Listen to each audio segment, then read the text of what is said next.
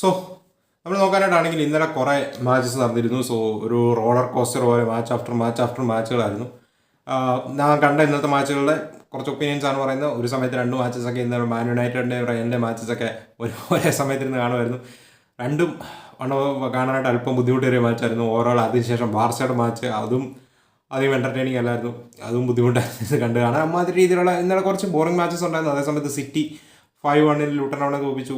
New castle Tottenham miss a match that at miss. ഞാൻ കാണാൻ പറ്റിയില്ല എനിക്ക് ആ മാച്ച്, അതുകൊണ്ട് അതിനെക്കുറിച്ച് പറയുന്നില്ല. സോ ഫസ്റ്റ് തന്നെ നമുക്ക് ബാർസലോണ മാച്ചിൽ നിന്ന് തുടങ്ങാം. സോ ഓരോ മാച്ചിൻ്റെയും ടൈം ലൈൻ ആണെങ്കിൽ ഞാനാണെങ്കിൽ ഡിസ്ക്രിപ്ഷൻ ബോക്സിൽ കൊടുത്തിട്ടുണ്ട്. സോ ഓരോ മാച്ചിൻ്റെ അനുസരിച്ച് നിങ്ങൾക്ക് കാണാവുന്നതാണ്. സോ കൂടാതെ ഈ വീഡിയോ ഇഷ്ടപ്പെടുകയാണെങ്കിൽ ലൈക്ക് ചെയ്യുന്ന കാര്യം ഒന്ന് പരിഗണിക്കുക. ലൈക്ക് കിട്ടുവാണെങ്കിൽ ഇറ്റ് വിൽ ബി അത് വളരെ സഹായകരമായിരിക്കും. സോ മാച്ചിലോട്ട് നമ്മൾ നോക്കുമ്പോൾ ഫസ്റ്റ് തന്നെ ബാർസലോണ മാച്ചിനെ കുറിച്ച് പറയാം. ബാർസലോണ 1-0 ഒരു വിജയമാണ് ക്യാഡിസിന് അഗേൻസ്റ്റ് എവേ ചെന്ന് നേടിയത്. ജോ ഫെലിക്സ് ആണ് ഒരു സെറ്റ് പീസ് ത്രൂ വന്ന ഒരു സിറ്റുവേഷനിൽ ഓവർഹെഡ് കിക്കിലൂടെ ഒരു ഗോൾ അടിച്ചു. ആളായിരുന്നു മാൻ ഓഫ് ദ മാച്ചും. കൂടാതെ ആളുടെ സെക്കൻഡ് ഹാഫിൽ ഒരു ഷോട്ട് ബാറി തട്ടി പോകുന്നതും കണ്ടു. ഓവറോൾ ജോ ഫെലിക്സ് നിറഞ്ഞു കളിച്ച ഒരു മാച്ചാണ് മാൻ ഓഫ് ദ മാച്ച് കൊടുത്തു. പക്ഷേ നമ്മൾ മാച്ചിലോട്ട് ഓവറോൾ നോക്കാനായിട്ടാണെങ്കിൽ ബാർസലോണ ഒരു മേ ബി ഹോൾഡ് ഓൺ ചെയ്തു. Yet another clean sheet in the league. അത്രേ ഉള്ളൂ. 8 ചേഞ്ചുകൾ വരുത്തിയാണ് ബാർസലോണ മാച്ച് തുടങ്ങുന്നത്. വിക്ടർ റോക്കിനെ സ്റ്റാർട്ട് ചെയ്യുന്നു. കൂടാതെ നമ്മൾ നോക്കാനായിട്ടാണെങ്കിൽ ഇന്നലെ ഫ്രാങ്കി ഡിയോങ്, ഗുണ്ടകനെ, പുതിയ താരങ്ങൾക്ക് അലോങ് വിത്ത് അറോഹോ ഇവർക്കൊക്കെ ഫുൾ മാച്ച് തന്നെ നമുക്ക് റെസ്റ്റ് കൊടുക്കാനായിട്ടും സാധിച്ചു. അവരെ യൂസ് ചെയ്യേണ്ടതേ വന്നില്ല. കൂടാതെ ജൂൾസ് കുണ്ടെ, പെഡ്രി ഒക്കെ പോലത്തെ താരങ്ങൾ, യമാലൊക്കെ ആണെങ്കിൽ ബെഞ്ചിൽ നിന്നും സെക്കൻഡ് ഹാഫിൽ ഇറങ്ങി ഓഫ് ദ ബെഞ്ചാണ് അവർ വന്നതും. മാച്ചിലോട്ട് നമ്മൾ കൂടുതൽ നോക്കുമ്പോഴേക്കും നമുക്ക് മനസ്സിലാവുന്ന ഒരു കാര്യം എന്താണെന്ന് വെച്ചാൽ വിക്ടർ റോക്കിനെ സാവി എന്തുകൊണ്ട് ഇപ്പോഴും ട്രസ്റ്റ് ചെയ്യുന്നില്ല എന്നുള്ളത് ഇന്നലത്തെ മാച്ചിൽ കുറച്ച് വിസിബിളായിരുന്നു. പക്ഷേ ബാർസലോണയുടെ മിഡ്ഫീൽഡും റൊമയും റോബർട്ടോയും ഫെർമിൻ ലോപ്പസും ആയിരുന്നു. സോ ഗുണ്ടകനും ഫ്രാങ്കി ഡിയോങ്ങും പെഡ്രിയും കളിക്കുമ്പോൾ വിക്ടർ റോക്കിൻ്റെ സ്ട്രെങ്ത് എന്താണെന്നും അതിലോട്ട് കളിക്കാനായിട്ടും കപ്പാസിറ്റിയുള്ള പ്ലേയേഴ്സാണ് മറ്റ് 3 മിഡ്ഫീൽഡേഴ്സ്. സോ നമുക്കറിയാം ലെവൻഡോസ്കി കൂടുതലും ബോൾ വന്ന് ഹോൾഡ് അപ്പ് ചെയ്ത് ലിങ്ക് ചെയ്ത് കളിക്കാനായിട്ട് പറ്റും. കൂടുതൽ ടാലൻറ്റഡ് ആണ് ആ കാര്യത്തിൽ. മച്ച് സുപ്പീരിയർ പ്ലെയർ ആണ്. പക്ഷേ അതേസമയത്ത് വിക്ടർ റോക്ക് കൂടുതൽ ഇൻ ബിഹൈൻഡ് റൺസ് നടത്തുക, സ്പേസസിലോട്ട് റൺ നടത്തുക, പ്രസ്സിങ്, ഹൈ ഇൻറ്റൻസിറ്റി പ്രസ്സിങ് ആണ്. So Victor Roque overall in future ബാർസലോണയെ സക്സസ് ആവാനായിട്ടുള്ള എല്ലാ ചാൻസും ആണ് കാണുന്നത്. പക്ഷേ ഇപ്പം ആൾ റെഡിയല്ല ബാർസയെ സ്റ്റാർട്ട് ചെയ്യാൻ. യമാലെ, കുബാർസി, ഹെക്ടർ ഫോർട്ടെ പുതിയ താരങ്ങൾക്കൊക്കെ കണ്ടിന്യൂസ് സ്റ്റാർട്ട് കൊടുക്കാനായിട്ട് മനസ്സാണിക്കുന്ന സാവി വിക്ടർ റോക്കിനെ ഓൾമോസ്റ്റ് സ്റ്റാർട്ട് ചെയ്യാനായിട്ടും കൂടാതെ മാച്ചസിന് അവസരം കുറവ് കൊടുക്കുന്നുണ്ടെങ്കിൽ അതിന് എന്തെങ്കിലും ഒരു കാരണം കാണും. കാരണം സാവി യങ്സ്റ്റേഴ്സിന് അവസരം കൊടുക്കുന്നതിന് സാവി നമുക്കറിയാം എക്സലൻ്റ് ആണ്. അതിനാൽ തന്നെ there might be A reason for that. പിന്നെ ഗുണ്ടകൻ ഫ്രാങ്കി ഡിയോങ്, പെഡ്രി ഉണ്ടായിരുന്നെങ്കിൽ മേ ബി വിക്ടർ റോക്കിൻ്റെ സ്ട്രെങ്ത് എന്താണെന്ന് മനസ്സിലാക്കി അവർക്ക് കൂടുതൽ ബോൾ ഫീൽഡ് ചെയ്യാനായിട്ട് പറ്റുമായിരുന്നു. ആൻഡ് മാച്ചിൽ ഡിസപ്പോയിൻറ്റ് ചെയ്ത പ്ലെയർ മറ്റാരുമല്ല, ഒറേൽ റൊമയോ തന്നെയാണ്. റൊമയോയെ നമ്മൾ അധികം എക്സ്പെക്ട് ചെയ്യുന്നില്ല. ശരിയാണ്, റൊമയോ മേ ബി ഒരു റൊട്ടേഷൻ പ്ലെയറായിട്ടായിരിക്കാം യൂസ് ചെയ്യുക. ബട്ട് ഇങ്ങനത്തെയൊക്കെ ഒരു ക്യാഡിസിന് അഗേൻസ്റ്റ് ഒക്കെ മാച്ച് വരുമ്പോൾ നമ്മൾ കുറച്ചുകൂടെ എക്സ്പെക്ട് ചെയ്യുമല്ലോ റൊമയോയുടെ എന്ന്. ബട്ട് എങ്ങനെയൊക്കെയോ ഹോൾഡ് ചെയ്തു. കുബാർസി ചില സിറ്റുവേഷൻസിൽ കുറച്ച് ഷെയ്ക്കായിട്ട് തോന്നി ഇന്നലത്തെ മാച്ചിൽ. പക്ഷേ നമുക്കറിയാം പുള്ളി കണ്ടിന്യൂസ് ഗെയിം കളിക്കുകയാണ്. പുള്ളിയുടെ പാർട്ട് ചെയ്തു. ആൻഡ് ക്രിസ്ത്യൻസിനെ നമ്മൾ നോക്കാനായിട്ടാണെങ്കിൽ ആളെ യെല്ലോ കാർഡ് വാങ്ങിക്കാതെ ആളെ അവസാനം സബ്സ്റ്റിറ്റ്യൂട്ടായിട്ട് മാറ്റാനായിട്ട് നമുക്ക് സാധിച്ചു. Hector Ford started. ഒരു പോസിറ്റീവായ കാര്യം എന്താണെന്ന് വെച്ചാൽ അലോൺസോ ഇന്നലെ ഫുൾ 90 മിനിറ്റ്സ് കളിച്ചു. അത് ബാർസലോണ എന്ന ക്ലബിന് വളരെ നല്ലൊരു കാര്യമാണ്. കാരണം ക്യാൻസലോ ഇനിയുള്ള ബിഗ് മാച്ചസുകളൊക്കെ വരുന്നുണ്ട്. അപ്പോൾ അതിനിടയ്ക്കൊക്കെ മേ ബി സസ്പെൻഷൻ കിട്ടിയേക്കാം, മേ ബി റെസ്റ്റ് വേണമായിരിക്കാം. അങ്ങനത്തെയൊക്കെ സിറ്റുവേഷനിൽ മാർക്കസ് അലോൺസോനെ നമുക്ക് യൂസ് ചെയ്യേണ്ടി വരും, കണ്ടിന്യൂസ്ലി യൂസ് ചെയ്യേണ്ടി വരും. സോ മാർക്കസ് അലോൺസോ ഫിറ്റായി ഇനിയുള്ള റെസ്റ്റ് ഓഫ് ദ സീസൺ ഇരിക്കേണ്ടത് വളരെ അത്യാവശ്യമാണ് ബാർസലോണയ്ക്ക്. അവസാനം നമ്മൾ നോക്കാനായിട്ടാണെങ്കിൽ ഹെക്ടർ ഫോർട്ടിനെയൊക്കെ മാറ്റി ജൂൾസ് കുണ്ടെയൊക്കെ വന്നു. യമാൽ അവസാനം ഇറങ്ങി. യമാലിന് ഒരു കാര്യം പറയാനായിട്ടുള്ള ആൾ സൂപ്പറാണ്. പക്ഷേ പാസ് എപ്പം റിലീസ് ചെയ്യണമെന്നുള്ളൊരു കാര്യം കൂടെ കുറച്ച് സെൽഫിഷ്നെസ് കുറയ്ക്കുകയാണെങ്കിൽ ശരിയാണ്. യങ്സ്റ്ററാണ്, ഗോൾ അടിക്കണം എന്നൊരു മൈൻഡ് ഉണ്ട്. പക്ഷേ എപ്പം ടീംമേറ്റ്സിനെ ഫൈൻഡ് ചെയ്യണം, എപ്പോൾ പാസ് കൊടുക്കണമെന്നുള്ള ഒരു കാര്യം ആളൊന്ന് കുറച്ചുകൂടെ ഡെവലപ്പ് ചെയ്യണം നല്ലതായിരിക്കും. ആ സാവി ഡെവലപ്പ് ചെയ്യുമെന്നുള്ള കാര്യം ഉറപ്പാണ്. കൂടാതെ ജോ ഫെലിക്സിൻ്റെ റീസെൻറ്റ് പെർഫോമൻസുകൾ ആൾ എന്തുകൊണ്ടും സ്റ്റാർട്ട് ഡിസേർവ് ചെയ്യുന്നു. സാവിനെ മേ ബി ബിഗ് മാച്ചിൽ താൻ സ്റ്റാർട്ട് ഡിസേർവ് ചെയ്യുന്നൊരു പ്ലെയർ ആണ് എന്നുള്ളൊരു നല്ലൊരു തലവേദന സാവിക്ക് കൊടുക്കുന്നുണ്ട്. അതൊരു പോസിറ്റീവായ തലവേദനയാണ്. കാരണം സ്റ്റാർട്ടിംഗ് സ്പോട്ടിന് വേണ്ടി മത്സരം വരുന്നത് എന്തുകൊണ്ടും നല്ലതാണ്. സോ ജോ ഫെലിക്സിൻ്റെ റീസെൻറ്റ് പെർഫോമൻസുകൾ ബാർസലോണയ്ക്ക് വളരെ നല്ലൊരു ശുഭസൂചനയാണ് നൽകുന്നത്. സോ നെക്സ്റ്റ് സീസൺ എങ്ങനെയായാലും ഒരു ലോൺ എക്സ്റ്റെൻഡ് ചെയ്ത് കീപ്പ് ചെയ്യാനായിട്ട് ബാർസലോണ ശ്രമിക്കും എന്നുള്ള കാര്യം ഉറപ്പാണ് ജോ ഫെലിക്സിൻ്റെ റീസെൻറ്റ് പെർഫോമൻസുകൾ നോക്കുമ്പോൾ. അതുപോലെ തന്നെ ഫെറാൻ ടോറസ് ഇന്നലെ കളിച്ച് ജോ ഫെലിക്സിൻ്റെ ഒരു ഷോട്ട് ബാറി തട്ടിപ്പോകുന്നത് കണ്ടു. കൂടാതെ ടെർസ്റ്റഗൻ്റെ ആ ഒരു 1.5 കിഡിലൻ സേവ് ഉണ്ടായിരുന്നു. മേ ബി അത് നമ്മളെ രക്ഷിച്ചെന്ന് പറയാം, എല്ലാവരും 1-1 ഡ്രോ. ആൻഡ് കൂടാതെ നമ്മൾ നോക്കാനായിട്ടാണെങ്കിൽ ഓവറോൾ ഹാപ്പി പെർഫോമൻസ്. ശരിയാണ്, ഒരു എസ്കേപ്പ് എന്നല്ല, എങ്ങനെയോ ഹോൾഡ് ഓൺ ചെയ്തു എന്ന് പറയാം. അപ്പുറത്ത് അവരാണെങ്കിലും ലാസ്റ്റൊക്കെ നമ്മൾ അവരുടെ ചാൻസുകൾ വളരെ ലിമിറ്റ് ചെയ്തു ക്യാഡിസിനെ നമ്മൾ നോക്കാനായിട്ടാണെങ്കിൽ.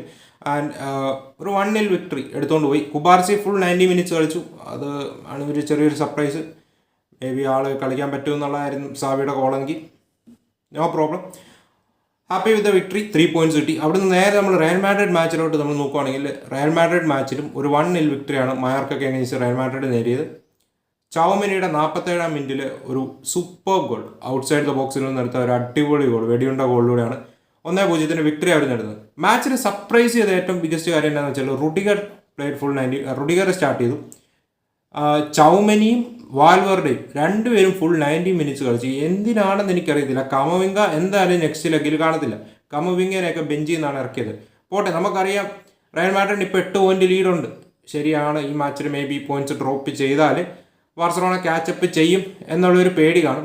പക്ഷേ ആൻസലോട്ടി എന്തുകൊണ്ട് ഒരു ബിഗ് മാച്ച് എത്തിക്കാടി വരുന്നു, വാൽവേർഡേയും ചൗമനിയും എന്തുമാത്രം ഇമ്പോർട്ടൻ്റ് ആണ് ഈ ടീമിലെന്നുള്ള കാര്യം നമുക്കറിയാം. സോ സ്റ്റാർട്ട് ചെയ്യുന്നത് ചെയ്തോട്ടെ, ഫുൾ 90 മിനിറ്റ്സ് കളിപ്പിക്കുക. അവസാനം വാൽവേർഡെ റയൽ മാഡ്രിഡ് ചാൻസ് മിസ് ചെയ്യുന്നതിൻ്റെ ഒരു എറേഴ്സ് ആയിരുന്നു ലാസ്റ്റ് സെക്കൻഡ് ഹാഫിലൊക്കെ അവസാനം നമ്മൾ കണ്ടത്. വാൽവേർഡെയൊക്കെ അവസാനത്തെയൊക്കെ ഓട്ടമൊക്കെ കാണുന്ന ആൾ ലാസ്റ്റ് മിനിറ്റ്സിലൊക്കെ കിടന്ന് ബോളിന് വേണ്ടി ശ്രമിച്ചുകൊണ്ടിരിക്കുകയാണ്, പിച്ച് കവർ ചെയ്തുകൊണ്ടിരിക്കുകയാണ്.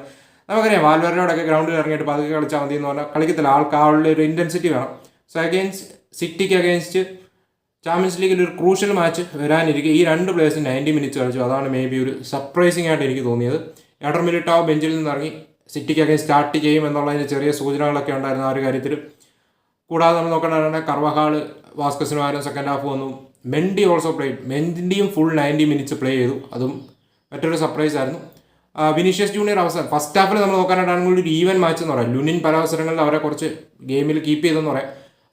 ആൻഡ് സെക്കൻഡ് ഹാഫിൽ നമ്മൾ നോക്കാനായിട്ടാണ് റയൽ മാഡ്രിഡ് കൂടുതൽ ചാൻസുകൾ ക്രിയേറ്റ് ചെയ്യാൻ തുടങ്ങി. ബ്രഹീം ഡിയാസ് നല്ലപോലെ തന്നെ കളിച്ചു പിച്ചിൽ, പക്ഷേ ആൾ ചാൻസുകൾ കൺവേർട്ട് ചെയ്തില്ല. അതൊരു ഡിസപ്പോയിൻറ്റിംഗ് കാര്യമായിരിക്കും. ആൻഡ് സെക്കൻഡ് ഹാഫിൽ ഇറങ്ങിയിട്ട് വിനീഷ്യസ് ജൂനിയർ കണ്ടിന്യൂസ് ചാൻസുകൾ ക്രിയേറ്റ് ചെയ്യുന്നുണ്ട്. ആൾ മിസ് ചെയ്യുന്നു, ടീംമേറ്റ്സ് മിസ് ചെയ്യുന്നു, ബ്രഹീം ഡിയാസ് മിസ് ചെയ്യുന്നു, ലാസ്റ്റ് വാൽവേറെ മിസ് ചെയ്യുന്നു.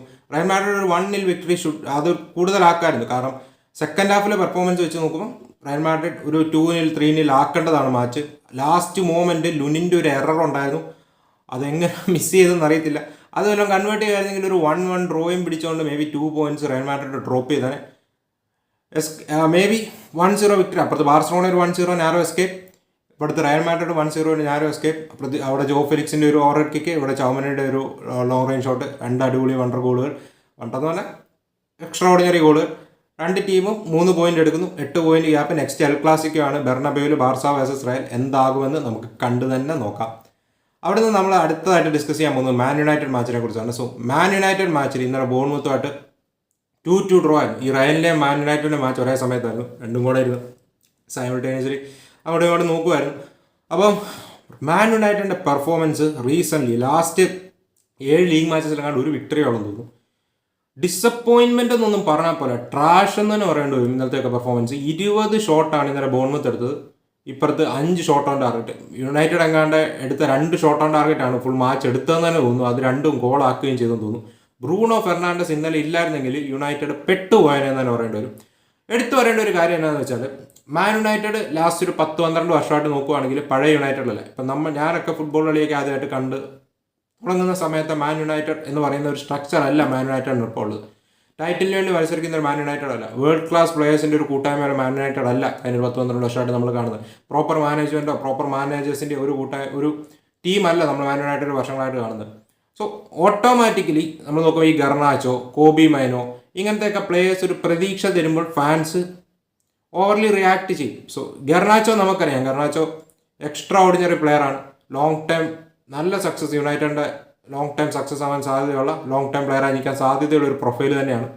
പക്ഷേ ആളൊരു കാര്യം മനസ്സിലാക്കുക, റെസ്പെക്റ്റും അതുപോലെ തന്നെ എന്നാ പറയുക, ഒരു ബിഗ് പ്ലെയർ എന്നുള്ള ഒരു ടാഗ് ലൈനും ആ ഒരു ഫ്രീഡവും ഏൺ ചെയ്യേണ്ടതാണ്. ഡിമാൻഡ് ചെയ്യാനായിട്ട് സാധിക്കത്തില്ല. ഗർണാച്ചോ സ്റ്റാർട്ടിംഗ് ഫേസിലാണ്. ഓട്ടോമാറ്റിക്കലി യുണൈറ്റഡിൽ ഇപ്പം നല്ലപോലെ പെർഫോം ചെയ്യുമ്പോൾ ഫാൻസ് റിയാക്ട് ചെയ്യും. ബിക്കോസ് വളരെ കുറച്ച് പ്ലെയേഴ്സേ ഉള്ളൂ മാൻ യുണൈറ്റഡിൽ ഇറങ്ങിയിട്ട് അവർക്ക് ആ ഒരു പ്രതീക്ഷ തരുന്നത്. ഇപ്പം ടൈറ്റിൽസ് എന്നതിലുപരി ഇങ്ങനത്തെ പ്ലെയേഴ്സിൻ്റെയൊക്കെ പെർഫോമൻസ് കാണുമ്പോൾ മാൻ യുണൈറ്റഡ് ഫാൻസും മാൻ യുണൈറ്റഡ് സപ്പോർട്ടേഴ്സും മീഡിയാസും കുറച്ച് ഹൈപ്പ് ചെയ്യും. അതാണ് ഇപ്പോൾ മാൻ യുണൈറ്റഡിൽ സംഭവിക്കുന്നത്. കാരണം അവർക്ക് പിച്ചിൽ ട്രോഫീസ് എന്ന നിലയിൽ ഇപ്പം ഒന്നും അവിടെ നേടാൻ സാധിക്കുന്നില്ല. അതായത് ലീഗിന് വേണ്ടിയും ചാമ്പ്യൻസ് ലീഗിൽ ഒന്നും മത്സരിക്കാൻ സാധിക്കുന്നില്ല. സോ ഇങ്ങനത്തെ കാര്യങ്ങൾ അവർ കൂടുതൽ സന്തോഷിക്കും. കോബി മൈനോ, ഈ ഗർണാച്ചോ ഒക്കെ പോലത്തെ, ഇപ്പം റാസ്മസ് ഹോയിലാൻഡ് പെർഫോം ചെയ്യുമ്പോൾ, ഗർണാച്ചോ ഒക്കെ പോലത്തെ പ്ലെയർ പെർഫോം ചെയ്യുമ്പോൾ അവർ മനസ്സിലാക്കേണ്ട ഒരു കാര്യമുണ്ട്. യുണൈറ്റഡ് ഫാൻസ് സന്തോഷിക്കും, പക്ഷേ അത് അവരുടെ ഹെഡിലോട്ട് കയറരുത്. ഈ ഒരു റൊണാൾഡോ, മെസ്സി ഒക്കെ ഏൺ ചെയ്ത ടൈപ്പ് ഓഫ് റെസ്പെക്റ്റ്, ആ ഒരു ഇത്, അല്ലെങ്കിൽ ഇപ്പം നമ്മൾ നോക്കാനാണെങ്കിൽ എംബാപ്പെ, ആളുണ്ടൊക്കെ പോലത്തെ പ്ലേയേഴ്സിൻ്റെ ലെവലിലോട്ടൊക്കെ എത്തി അവരുടെ ആ ഒരു പ്രൊഫൈലിലോട്ട് എത്തണമെങ്കിൽ അങ്ങനത്തെ സ്റ്റാറ്റ്സുകൾ മുന്നോട്ട് വെക്കുക, അങ്ങനത്തെ പെർഫോമൻസുകൾ എടുക്കുക, ഗോൾസുകൾ കൂടുതൽ കൺവേർട്ട് ചെയ്യുക, ടീമിനെ തോളിലേറ്റി രക്ഷിക്കുക, ടൈറ്റിൽസുകൾ നേടിക്കൊടുക്കുക. അതിനുശേഷം നിങ്ങൾക്കാണെങ്കിൽ ഒരു ഞാൻ എന്നുള്ളൊരു ഭാഗത്തിലോട്ട് എത്തുന്ന മനസ്സിലാക്കാം. ബട്ട് ഗർണാച്ചോയുടെ ചില സിറ്റുവേഷൻസിൽ ആ ഒരു പിച്ചിലെയൊക്കെ ആറ്റിറ്റ്യൂഡ് കാണുമ്പോഴും താൻ ഈ ചെറു പ്രായത്തിൽ തന്നെ, മേ ബി ഇപ്പോഴത്തെ മീഡിയാസിൻ്റെ ഹൈപ്പിൻ്റെ ആണോ എന്താണോ, ആ ഒരു ചെറിയൊരു നമ്മൾ പറയത്തില്ലേ തലയിലോട്ട് കയറുന്നതിൻ്റെ ഒരു ലക്ഷണങ്ങൾ കാണിക്കുന്നുണ്ട്. സോ പ്രോപ്പറായിട്ട് തന്നെ ഗർണാച്ചോനെ കാര്യങ്ങൾ മനസ്സിലാക്കി ഡെവലപ്പ് ചെയ്യുമെന്ന് പ്രതീക്ഷിക്കുന്നു. അതുപോലെ തന്നെ മാച്ചിലോട്ട് നമ്മൾ കൂടുതൽ നോക്കാനായിട്ടാണെങ്കിൽ, മാച്ചിൽ യുണൈറ്റഡ് കസമീറോ ഞാൻ റയൽ മാഡ്രിഡിൻ്റെ matches Kroos, Modric, Casemiro trio എന്ന് ഇറങ്ങിയ സമയത്ത് കസമീറോ ആണ് ഏറ്റവും ഡീപ്പിൽ കളിച്ചുകൊണ്ടിരുന്നത്, ഡിഫൻസീവ് മിഡ്ഫീൽഡർ റോളിൽ കളിച്ചുകൊണ്ടിരുന്നത്. ക്രൂസും മോഡ്രിച്ചും ആയിരുന്നു, എസ്പെഷ്യലി മോഡ്രിച്ച് ആയിരുന്നു ഹയർ, കുറച്ചുകൂടി പുഷ് ചെയ്യുക, ക്രൂസ് ഒരു കൺട്രോൾ മോഡിൽ നിൽക്കുക, കസമീറോ ഡയറക്റ്റീവ് വർക്ക് നമ്മൾ പറയത്തില്ലേ ചെയ്തുകൊണ്ടിരുന്നത്. പക്ഷേ യുണൈറ്റഡ് ടീമിലോട്ട് ഇറങ്ങുമ്പോൾ എങ്ങനെ കസമീറോനെ ഈ 3 മിഡ്ഫീൽഡേഴ്സിലും ഏറ്റവും ഹയർ ഓഫ് ദ പിച്ചിൽ പുള്ളി യൂട്ടിലൈസ് ചെയ്യുന്നു എന്നുള്ള കാര്യം എനിക്കറിയത്തില്ല. കണ്ടിന്യൂസ് കുറേ മാച്ചസ് ആയിട്ട് ഇത് കാണുന്നുണ്ട്. എന്താണ് എറിക് ടെൻ ഹാഗ് അതിൽ നിന്ന് ഉദ്ദേശിക്കുന്നതെന്ന് അറിയത്തില്ല. Eric ten Hag as A coach may be ആളുടെ കുറച്ച് ഡിസിഷൻസ് ഡിസപ്പോയിൻറ്റിങ് ആണ്. ഇഞ്ചറി ഇഷ്യൂസ് ഉണ്ട്, സമ്മതിച്ചു, യുണൈറ്റഡ് ഇഞ്ചറി ഇഷ്യൂസ് ഉണ്ട്. പക്ഷേ എല്ലാ ടീമിലും ഇഞ്ചറി ഇഷ്യൂസ് ഉണ്ട്. ഇഞ്ചറി ഇഷ്യൂസും വെച്ചോണ്ട് ഇപ്പം എഗെയിൻസ്റ്റ് സിറ്റി, എഗെയിൻസ്റ്റ് ലിവർപൂൾ ഒക്കെ ഇങ്ങനത്തെ ഒക്കെ മത്സരങ്ങൾ വരെ നമുക്ക് മനസ്സിലാക്കാം ഇഞ്ചറീസ് ഇതാകുന്നുണ്ട് കുറച്ച് മോശമായി പോകും. അല്ലെങ്കിൽ against Aston villa, against Tottenham understandable ആണ്. ഇത് ബോൺമത്ത് പോലത്തെ ടീമിന് എഗെയിൻസ്റ്റ് നോക്കുമ്പോൾ ഈവൻ ദോ ഇഞ്ചറി ഇഷ്യൂസ് ഉണ്ട് എന്ന് പറഞ്ഞാലും മാൻ യുണൈറ്റഡിൻ്റെ സ്ക്വാഡ് ബോൺമത്തിനേക്കാളൊക്കെ മച്ച് സുപ്പീരിയർ ആണ്. അതിനാൽ തന്നെ എന്തുകൊണ്ട് ഇങ്ങനത്തെ പെർഫോമൻസുകൾ മാൻ യുണൈറ്റഡ് പുറത്തെടുക്കുന്നു എന്നുള്ള കാര്യം എനിക്കറിയത്തില്ല. കസമീറോ, എനിക്ക് തോന്നുന്നു കസമീറോയിൽ നിന്നും United next season move on ചെയ്യാനായിട്ടുള്ള സമയമായിട്ടുണ്ട്. കസമീറോനെ എത്രയും പെട്ടെന്ന് ആ ഒരു വേജ് ബുക്കിൽ നിന്നും അദ്ദേഹത്തിൻ്റെ വേജസ് എങ്ങനെയും കട്ട് ചെയ്യാനായിട്ട് തന്നെ യുണൈറ്റഡ് നോക്കുമെന്ന് തോന്നുന്നു.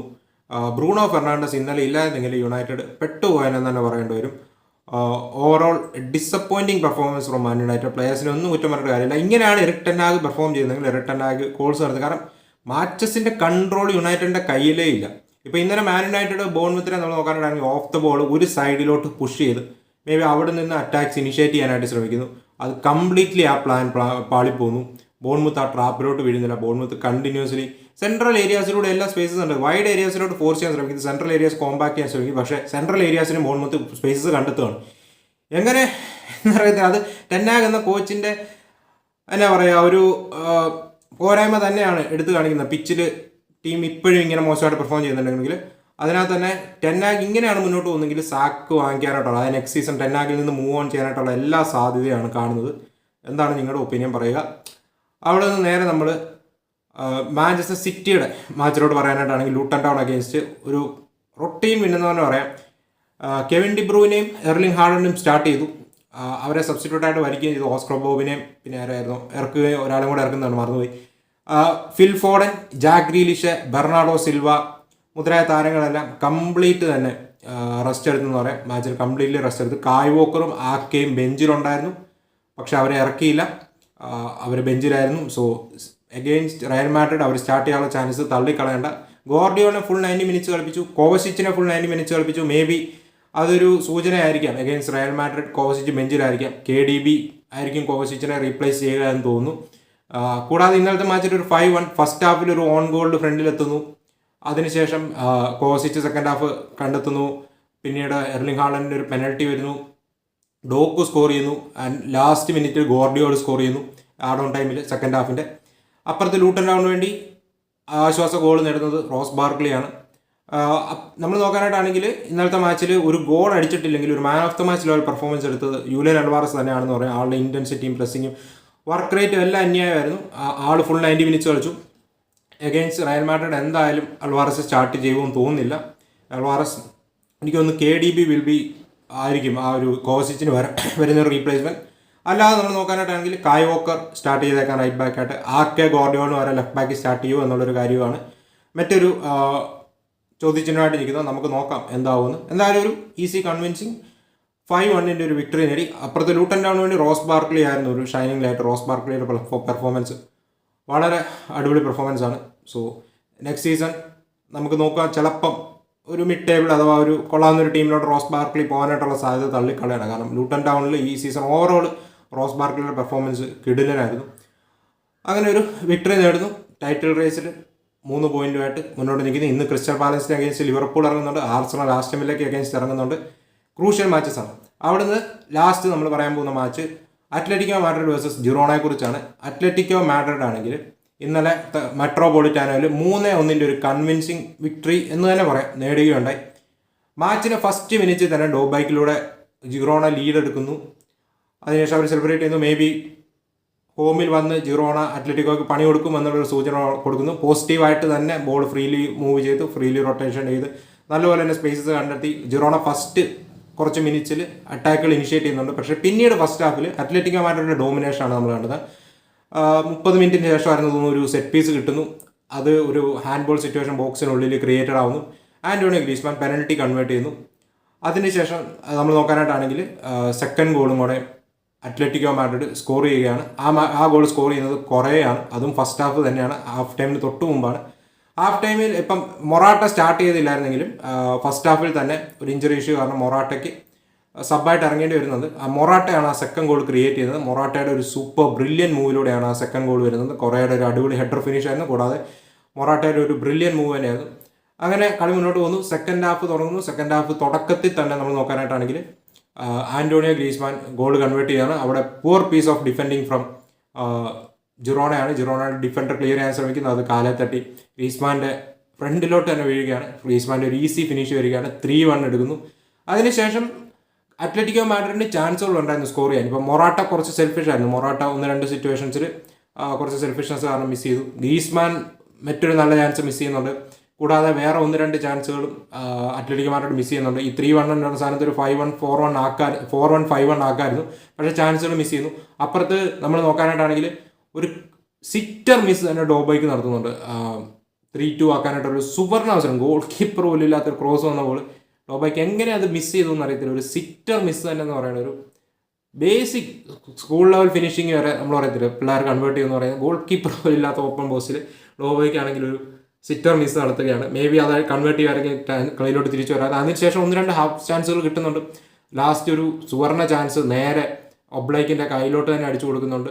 സോ ഈവൻ ദോ 3-1 ആണ് സ്കോർ, അത്ലറ്റിക്കോ മാഡ്രിഡ് ഒരു 5 ഗോൾ 6 ഗോൾസ് അടിക്കാനുള്ള ചാൻസുകൾ ഉണ്ടായിരുന്നു. അപ്പുറത്ത് സെക്കൻഡ് ഹാഫിൽ ജിറോണയ്ക്ക് ഗെയിമിലോട്ട് തിരിച്ചു വരാനായിട്ടുള്ള 2-3 സുവർണ അവസരങ്ങളും ഉണ്ടായിരുന്നു. സോ ഒരു ഓപ്പൺ ഗെയിം തന്നെയായിരുന്നു. എൻ്റർടൈനിങ് മാച്ച് ആയിരുന്നു. പ്രോബബ്ലി ഇന്നലെ നടന്ന ഫുൾ ഗെയിംസിലെ ഏറ്റവും എൻ്റർടൈനിങ് ആയ ഒരു മാച്ച് ഞാൻ കണ്ടതിൽ ഇതായിരിക്കും. ഞാൻ മറ്റേ ന്യൂക്കാസിലിൻ്റെ മാച്ച് കണ്ടില്ല. ന്യൂക്കാസിൽ ഡോട്ട ഒരു തോൽവി സെയിൻറ്റ് ജെയിംസ് പാർക്കിൽ ചെന്ന് വഴങ്ങിയല്ലോ. സോ നമുക്ക് നോക്കാം എന്താവുമെന്ന്. എന്തായാലും ടൈറ്റിൽ റേസ് ഇൻട്രസ്റ്റിംഗ് ആവുകയാണ്. ലലീഗയിൽ റയൽ മാഡ്രിഡ് 8 പോയിന്റ്സ് നിലനിർത്തി ഓൾമോസ്റ്റ് ടൈറ്റിൽ ഷുവറാക്കി. ഇപ്പുറത്ത് പ്രീമിയർ ലീഗിൽ കാര്യങ്ങൾ ചൂടേറിക്കൊണ്ടിരിക്കുകയാണ്. ഇന്ന് 2 ലിവർപൂളിൽ ഇന്ന് നിർണായക മത്സരമാണ്. കൂടാതെ ആസ്റ്റൺ വില്ലയ്ക്ക് against one of the tough ഫിക്സ്റ്റേഴ്സാണ് ആർസണലിന്. നിങ്ങളുടെ ഒപ്പീനിയൻസ് പറയാം.